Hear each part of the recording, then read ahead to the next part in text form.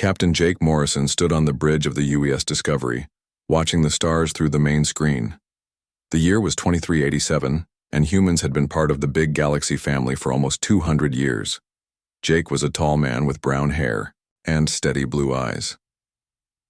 He had been flying ships among the stars for 15 years. The Discovery was not a warship. It was built to explore new places and study strange things in space. Jake's crew was small but good at their jobs. Commander Lisa, Parker was his second in command. She was smart and never got scared even when things went wrong. Chief Engineer Ryan Davis kept the ship running smooth. He could fix anything that broke. Communications Officer Amy Foster talked to other ships and planets. She was young but very good with all the talking machines. For 3 months they had been checking planets in the outer edge of known space. It was quiet work, but Jake liked it. No politics, no big meetings, just the crew and the stars. But today felt different. Amy had been picking up strange signals all morning. "Captain, I'm getting something weird," Amy said from her station. Her fingers moved fast over the controls. "It's not coming from any human ship or colony." Jake walked over to her station. "What kind of signal?" "It's coded. Really heavy coded. Like the kind the big powers use when they don't want anyone listening." Amy's face showed worry. "Sir, I think it's between the Kreks, the Vorthak, and the Zephyrians." Jake felt cold inside. Those 3 names were the biggest powers in the galaxy. The Kreks Empire loved war and fighting. They were big, strong aliens with thick skin and sharp teeth. They had conquered many worlds with their huge armies. The Vorthak Collective was different. They were all about machines and smart thinking. Their ships were the best in the galaxy, full of robots and computers that could think. The Zephyrians were the smooth talkers. They looked almost like humans but with pale skin and strange eyes. They could make deals and tricks that would make your head spin. These 3 groups had run the galaxy for thousands of years. They didn't fight each other much anymore. Instead, they kept each other in check, like 3 big dogs watching each other. Everyone else just had to follow their rules. "Can you break the code?" Jake asked. Amy shook her head. "Not the whole thing, but I'm getting pieces, words here and there." She looked scared. "Captain, I keep hearing one word over and over. Humans." Lisa Parker came over to listen. "That doesn't sound good." "Keep trying," Jake said. "Ryan, make sure no one can detect us listening in."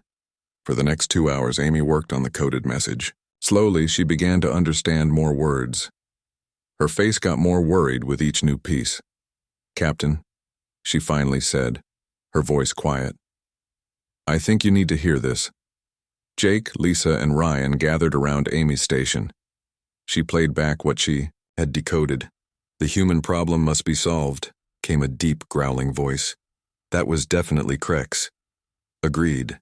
They are too unpredictable," said a cold, machine-like voice. "Vorthak. Their influence spreads to other species." "This cannot continue," added a smooth, musical voice. "Zephyrian."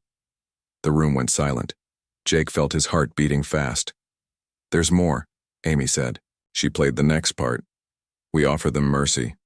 30 standard days to return to their home system. All colonies abandoned. All ships surrendered. If they refuse, complete elimination. The other species will see what happens to those who disrupt." "Order," the Zephyrian voice continued. "It is decided then. Send the ultimatum to Earth." The Krek's voice growled. The message ended. Nobody spoke for a long moment.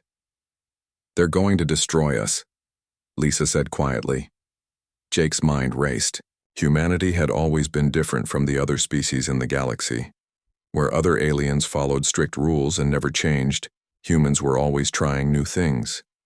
They made friends with different species, even ones that were supposed to be enemies. They asked questions that made the big powers uncomfortable. They solved problems in ways that surprised everyone.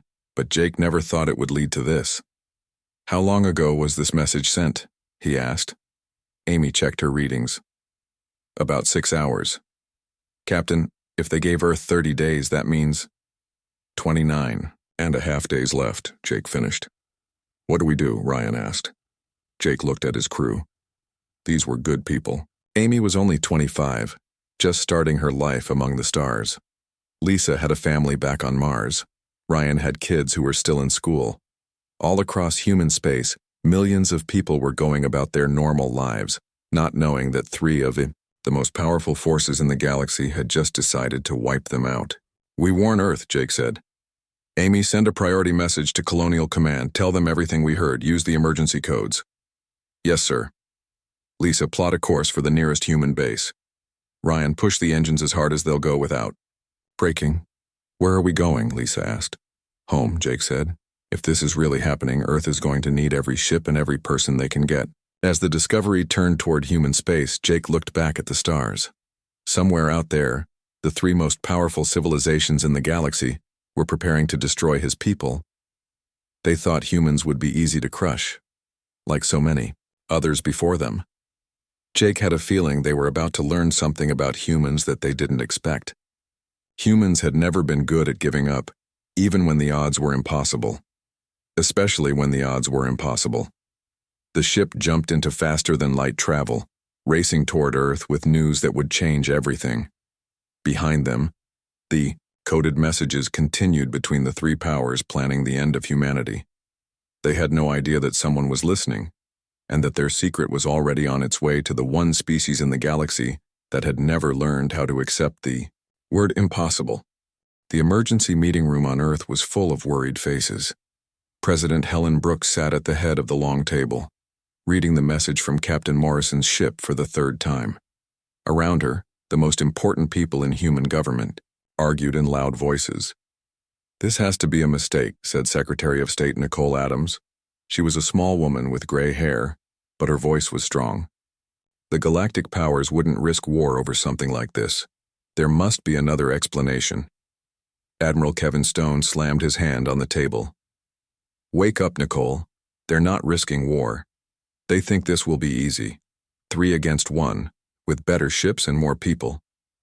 Kevin was old for a military man, with white hair and scars from battles in the early colony days.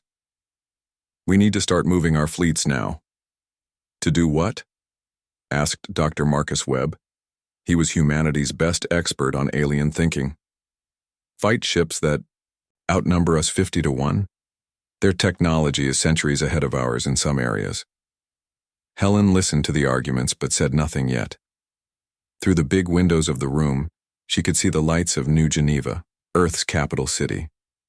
Normal people were walking around down there going to work, taking care of their families. They had no idea that 3 alien empires wanted to wipe out every human in the galaxy. The message had arrived 18 hours ago. Since then, Helen had called together the Colonial Council, the military chiefs, and anyone else who might have ideas. So far, all they had done was argue.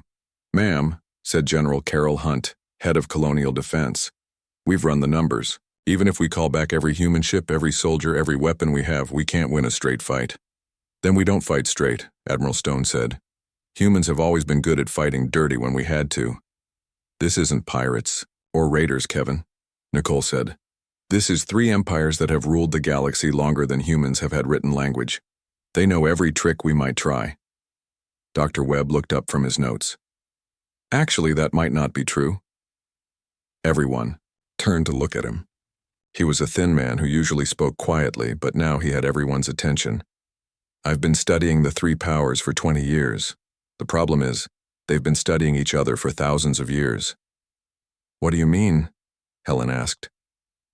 "The Kreks, Vorthak, and Zephyrians maintain their power by keeping each other in balance. The Kreks have the strongest military, but the Vorthak have better technology. The Zephyrians aren't as strong in either area, but they're masters at making deals and turning enemies against each other." "So?" Admiral Stone asked. "So they've spent so much time focused on each other they might not understand us as well as they think they do." Dr. Webb pulled up a display showing the 3 alien empires. "Look at how they've developed. Each one has strengths that counter the other's weaknesses, but they've also limited themselves to avoid triggering their rivals." Helen began to see what he meant. "You're saying they've been holding themselves back?" "In some ways, yes. The Kreks could build better computers, but that would make them too much like the Vorthak. The Vorthak could develop more creative weapons, but that would threaten the Kreks. The Zephyrians could improve their ships, but then they'd be competing directly with both empires. That's interesting, Nicole said. But it doesn't change the fact that together, they have enough firepower to turn every human world into space dust. Captain Morrison's voice came through the communication system. His ship had reached the nearest human base and was sending regular updates. Ma'am, we're getting reports from our people near alien space. They're moving ships. Lots of ships. This isn't a bluff. Helen felt the weight of decision pressing down on her. In her 40 years of politics, she had never faced anything like this. How do you save your entire species when the enemy has every advantage? What about the other species? Asked Dr. Webb. The smaller ones that don't belong to the three empires. Would any of them help us? Admiral Stone shook his head. Why would they? If the big three can destroy us, what chance would smaller species have? They'll stay out of it to save themselves. Maybe, Dr. Webb said. But what if some of them are tired of being controlled? What if they're waiting for someone to show them it's possible to say no? Nicole looked skeptical. That's a big risk to base our survival on. Everything is a big risk now, Helen said finally. The question is, what kind of people are we? Do we give up our colonies and our freedom to save our lives? Do we fight and probably die? Or do we find a third option? What third option? General? Hunt asked. Helen stood up and walked to the window. Below she could see children playing in a park. Their parents watched them with smiles, not knowing that aliens were coming to destroy their world.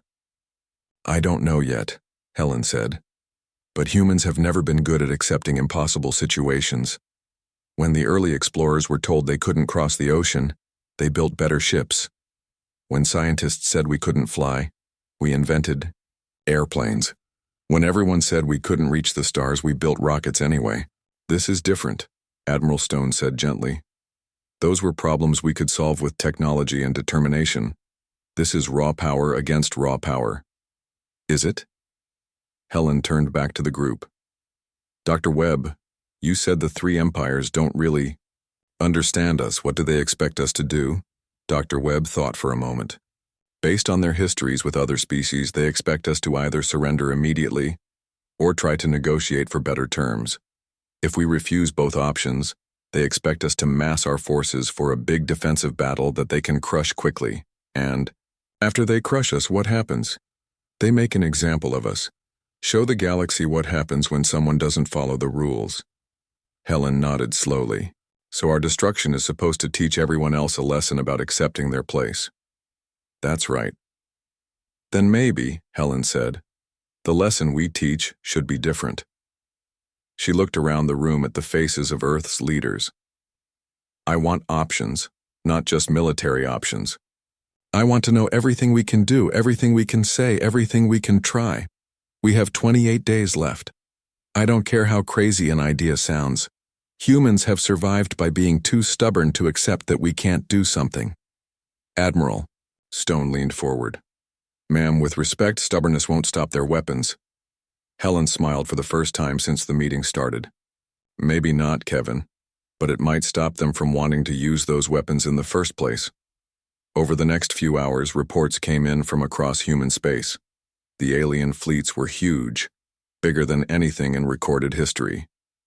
But something else was happening too. The smaller species in the galaxy were watching. Some were scared, but others seemed curious. A few had even sent secret messages asking what humanity planned to do. Dr. Webb was right about one thing. The galaxy was waiting to see what lesson humanity's destruction would teach. Helen was beginning to think that maybe, just maybe, humanity could choose what that lesson would be. As the meeting finally ended and the leaders went to their separate tasks, Helen stayed by the window. Tomorrow, she would have to start making the hardest decisions in human history. But tonight she watched the children play and remembered what humans were really fighting for. 29 days had passed since the ultimatum arrived. The Galactic Federation Council chamber was packed with representatives from dozens of species. News of the three empires' demand had spread across the galaxy, and everyone wanted to see what would happen next. President Helen Brooks walked through the corridors of the massive space station where the council met. Her security team moved around her, but she barely noticed them. For nearly a month, she had listened to every expert, read every report, and considered every option. The debates had gone on day and night. Some people wanted to surrender to save human lives. Others demanded they fight no matter what. A few had suggested running away to unknown parts of the galaxy. But in the end, Helen had made her choice. It was simple, maybe too simple, but sometimes the simple answers were the right ones. The council chamber was enormous, built to hold representatives from hundreds of different species. Most were there in person, but the three Empire leaders appeared only as holograms. They didn't think this meeting was worth their time. After all, they already knew how it would end. Ambassador Krextal appeared as a 10-foot-tall figure with thick gray skin and glowing red eyes. His voice was deep and rough like grinding stone. He had commanded Krex fleets in dozens of wars. To him, this was just another conquest. The Vorthak representative looked like a tall, thin robot made of silver, metal. Its eyes were blue lights that never blinked. When it spoke, the voice had no emotion at all, just cold logic. It had calculated that destroying humanity would take exactly 47 hours and cost very few alien lives. High Diplomat Vel Quinn of the Zephyrians looked almost human, but with pale white skin and eyes like purple jewels. She smiled constantly, but it never reached her eyes. She had negotiated the surrender of 15 different species without firing a single shot. She expected this to be number 16. Around them sat representatives from smaller species throughout the galaxy. The Talarians, who looked like tall cats walking on two legs. The Mindari, with their blue skin and 4 arms. The Gorlan, who were covered in thick fur and had trouble fitting in the chairs. All of them had been controlled by the three empires for generations. All of them expected to watch humanity join their ranks as servants. "The time has come," announced High Diplomat Vel Quinn, her musical voice filling the chamber. "Humanity has had 30 days to consider our generous offer. We await their response." She looked directly at Helen with that cold smile. "President Brooks, you may speak." Helen stood up from the human delegation area. Around her sat Admiral Stone, Dr. Webb, and the other human leaders who had made the long journey to this station. They all looked nervous except for Helen. She seemed perfectly calm. The chamber fell silent. Even the quiet humming of the station's systems seemed to stop. Trillions of beings across the galaxy were watching this moment through broadcast networks. This was history happening. Helen walked slowly to the central speaking platform. Her footsteps echoed in the huge chamber. She wore a simple blue dress with no fancy decorations. She carried no notes, no prepared speech. Her face showed no fear, no anger, no sadness, just quiet determination. Ambassador Krextal leaned forward, expecting to hear begging or desperate offers to negotiate. The Vorthak representative calculated the most likely words she would use to surrender. High Diplomat Vel Quinn prepared her gracious acceptance speech, the same one she had used 15 times before. Helen reached the center of the platform and stopped. She looked up at the three Empire leaders, then around at all the other representatives, watching her. The silence stretched on. Some aliens began to shift nervously in their seats. Finally, Helen spoke. Her voice was clear and strong, carrying easily through the chamber and across the galaxy. "No." That was it. One word. She didn't explain what she meant. She didn't make threats or promises. She didn't try to negotiate or beg for mercy. She just said no, as if the three most powerful empires in the galaxy had asked her a simple question, and she had given them a simple answer. Then she turned around and walked away. The chamber exploded into chaos. Aliens jumped to their feet, talking and shouting in dozens of different languages. Some couldn't believe what they had just heard. Others tried to figure out what it meant. A few began to laugh, though they tried to hide it. Ambassador Krextal roared in anger. "What does this mean? What kind of response is this?" High Diplomat Vel Quinn's smile disappeared for the first time anyone could remember. "This is not acceptable. We demand a proper answer. The Vorthak representative's blue lights flickered rapidly as it tried to process this unexpected response. Clarification required. The term no is insufficient for diplomatic protocol. But Helen was already gone.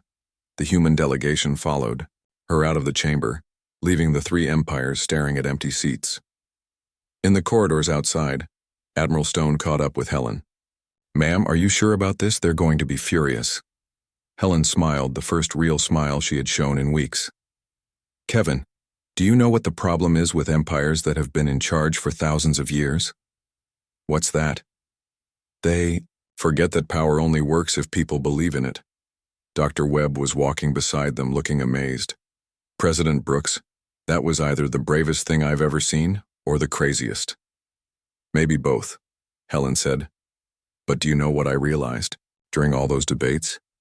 Every option we considered was based on accepting their right to make demands of us. Surrender, fight, negotiate, run away.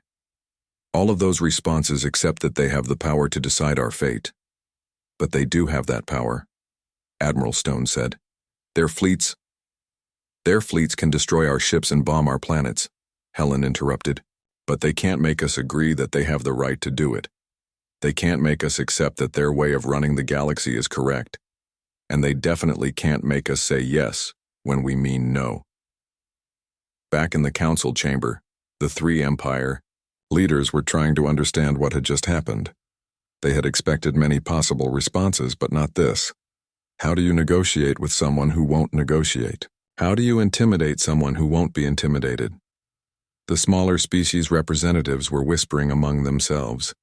For the first time in centuries, someone had told the three empires no, without trying to soften it with excuses or apologies.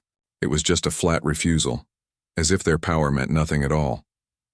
Some of the aliens looked scared. Others looked thoughtful. A few looked excited, though they tried to hide it. High Diplomat Velquin tried to restore order. "This changes nothing. Humanity has rejected our offer. The consequences are clear." But even she sounded less certain than before. For thousands of years, the three empires had maintained control through a combination of power and the belief that their power was legitimate. They ruled because everyone accepted that they should rule. One human woman had just stood up in front of the galaxy and said that she didn't accept it. She hadn't offered alternatives or made counter-proposals. She had simply rejected their authority to make demands. As the session ended and representatives began to leave, many of them were thinking the same thing. If humanity could say no to the three empires, what did that mean for everyone else? If humans could reject the established order with a single word, maybe the established order wasn't as strong as everyone thought. The word no began to spread across the galaxy, carried by news networks and whispered in private conversations. It was such a simple word, but in that moment it had become something much more powerful. It had become the sound of someone refusing to accept that the impossible was really impossible. The War Council of the Krex Empire met in the great metal halls of their homeworld. Ambassador Krextal stood before the war chief, his red eyes glowing with anger. Around them, other Krex warriors growled and showed their sharp teeth. "They said no?" War Chief Gorth Rex asked, his voice like thunder. "Just no? Nothing else," Krextal confirmed. "No explanation, no fear, no respect." He slammed his fist on the metal table. "They treat us like we are nothing."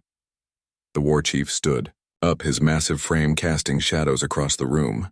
"Then we show them what nothing looks like when it crushes their worlds. Begin the attack immediately.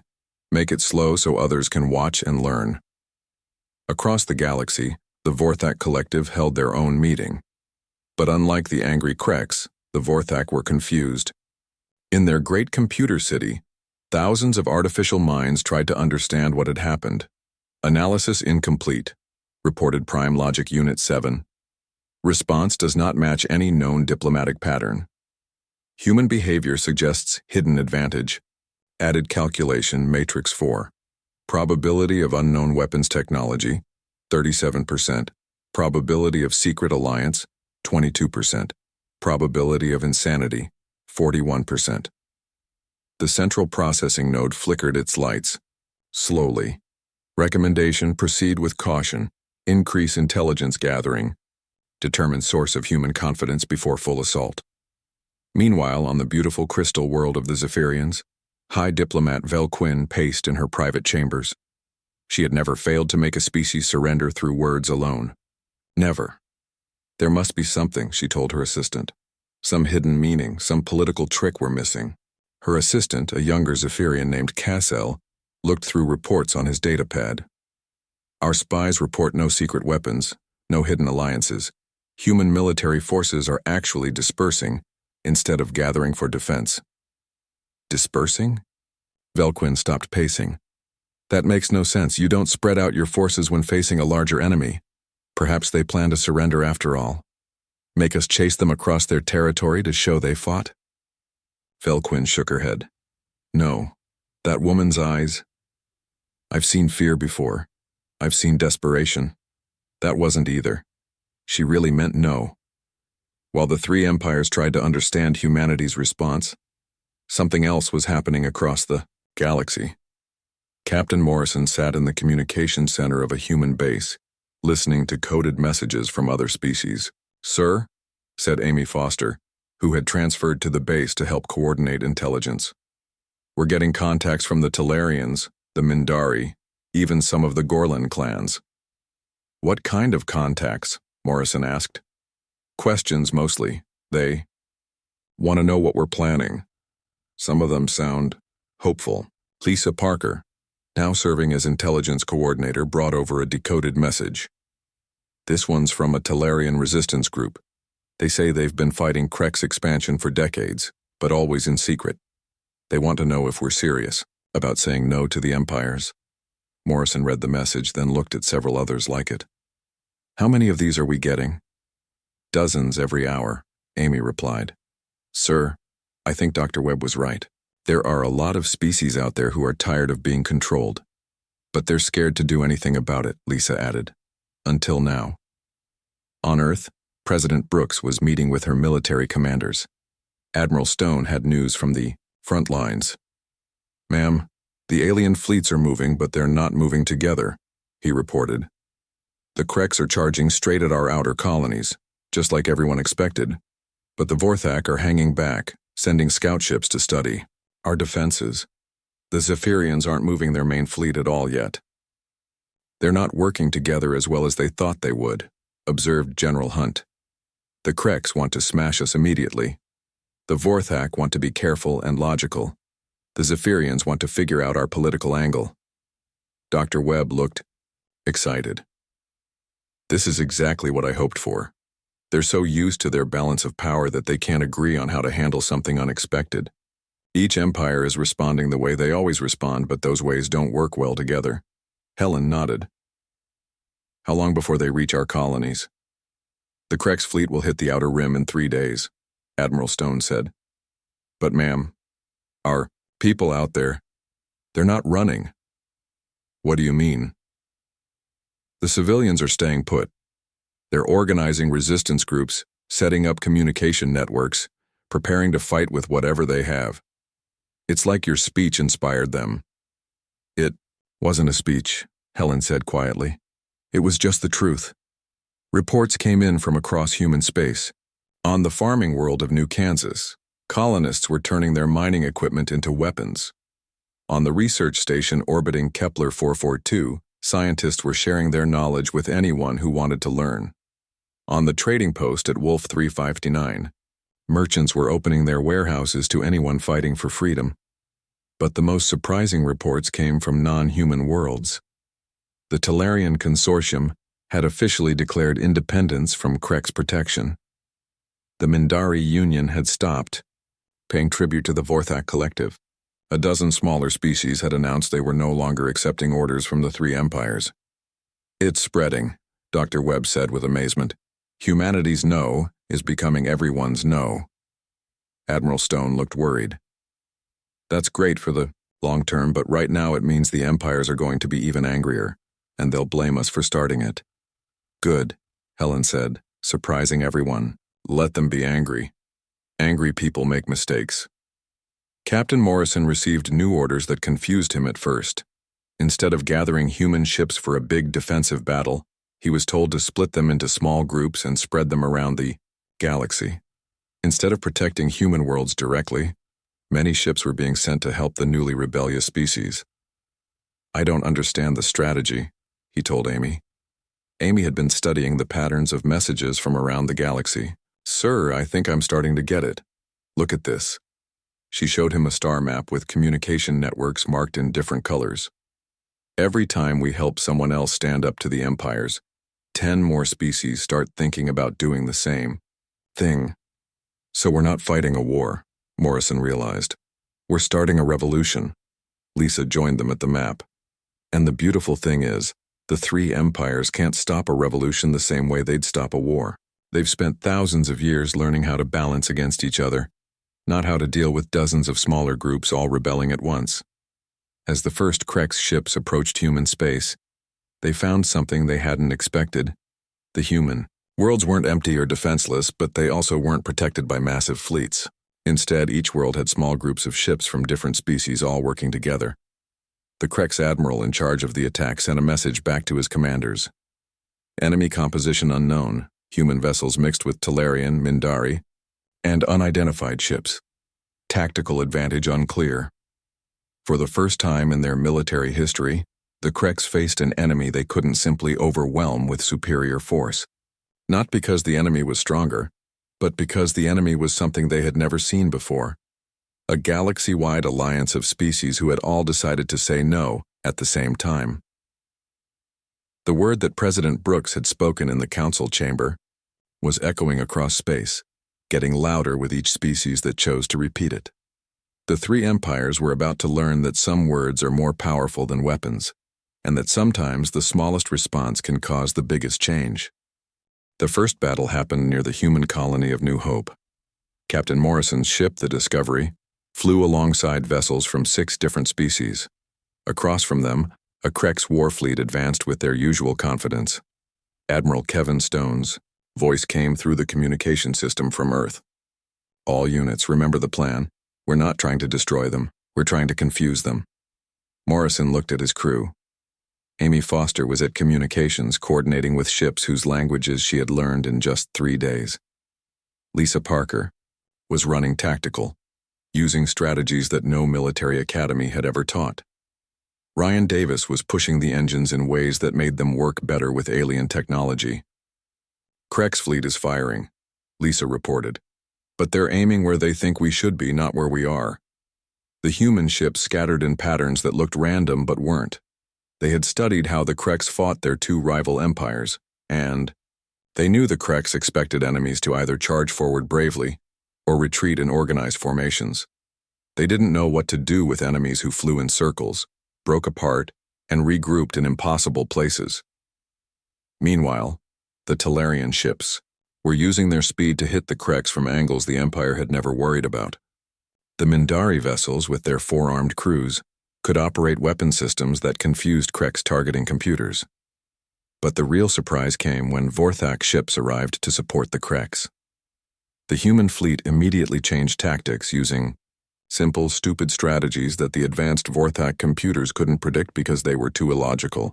"Their AI systems are having problems," Amy reported. "They keep trying to calculate our next move, but we're not following any pattern they understand." Morrison smiled. "That's because we're not fighting the way any one species fights. We're mixing everything together." Back on Earth, Dr. Webb was explaining the strategy to President Brooks. For thousands of years, each empire developed ways to fight the other 2. The Krex learned to counter Vorthak technology and Zephyrian tricks.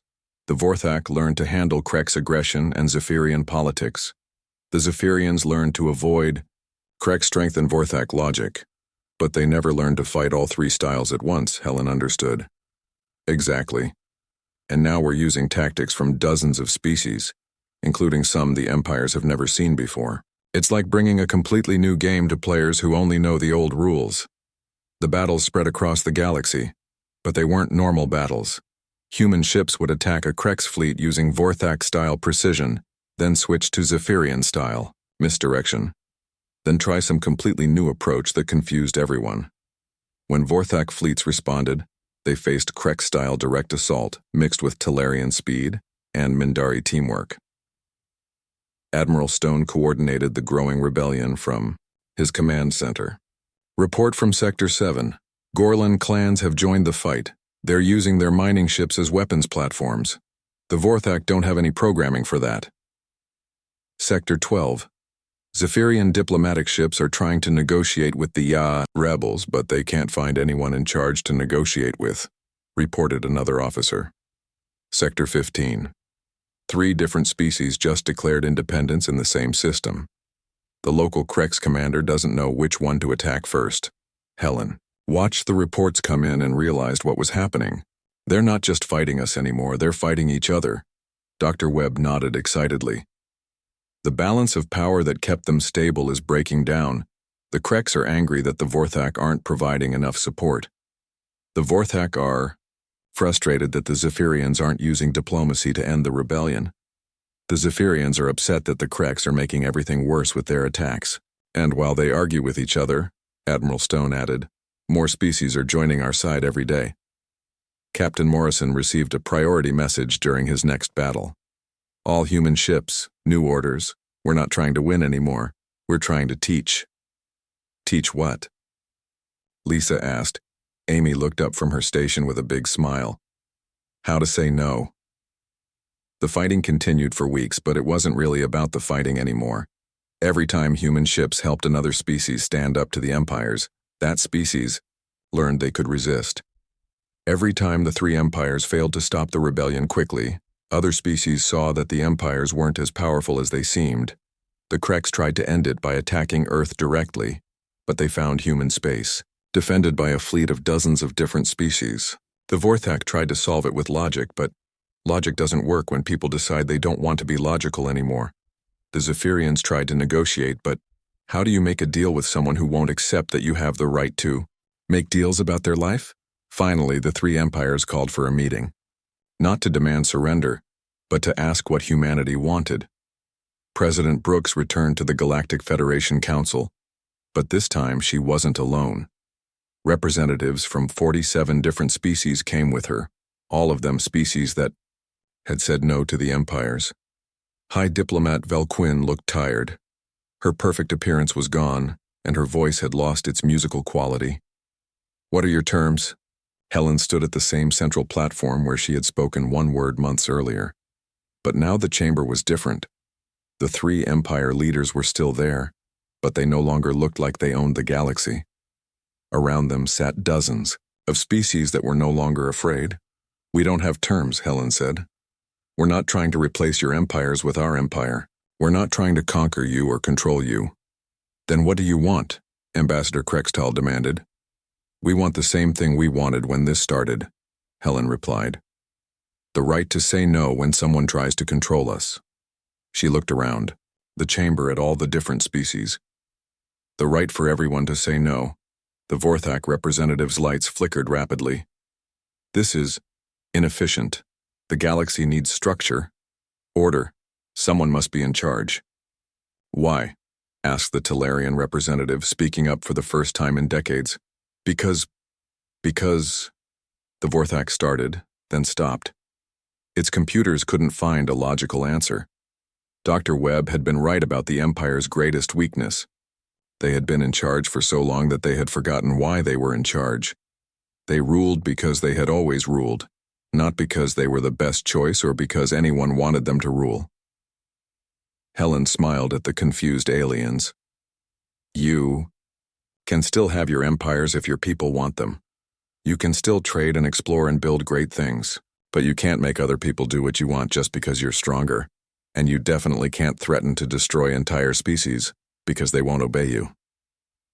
And if we refuse? War Chief Gorthrex asked. Helen's smile grew wider. Then, we'll say no to that too. The chamber fell silent as the 3 empire leaders realized what had happened. They could still fight, but they would be fighting half the galaxy now. They could still threaten people, but those threats had lost their power when people stopped being afraid. They could still claim to rule, but rule only worked when people agreed to be ruled. 6 months later, Captain Morrison stood on the bridge of the Discovery, watching a very different galaxy through his main screen. The Krex Empire was now the Krex Federation, where member worlds could choose their own level of involvement. The Vorthak Collective had become the Vorthak Cooperation, sharing their technology with anyone who wanted to learn. The Zephyrian Alliance was actually an alliance now, with species joining because they wanted to, not because they had to. Message coming in from the new Galactic Assembly, Amy reported. They want to know if humans will help mediate a dispute between two species that both want to claim the same empty star system. Morrison laughed. Tell them we'll help them figure out how to share. The galaxy had learned something important. From humanity's simple response to an impossible situation, sometimes the most powerful thing you can do is refuse to accept that something is impossible. Sometimes the best answer to overwhelming force is a quiet, firm no. And sometimes, when you teach others that they have the right to say no, you discover that you're not as alone as you thought. The word no had spread across the stars, but it had become something bigger. It had become the foundation of a new kind of galaxy, where species worked together because they chose to, not because they were forced to. President Brooks had been right about one thing. Humans had never been good at accepting impossible situations. Now the whole galaxy was learning to be just as stubborn, and everyone was better for it.